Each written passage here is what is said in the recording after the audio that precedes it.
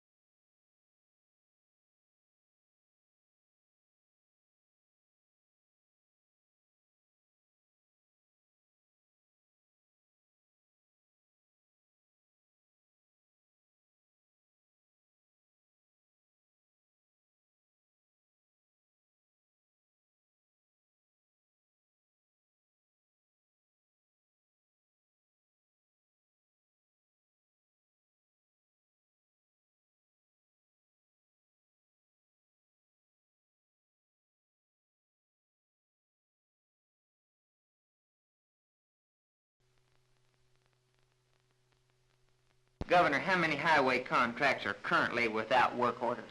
In round figures, as of now, about $12 million. Of that amount, how much state money would be required? About $5.5 million. In the 16.75 million December letting that's coming up, how much state money would be required for those contracts? About $6 million.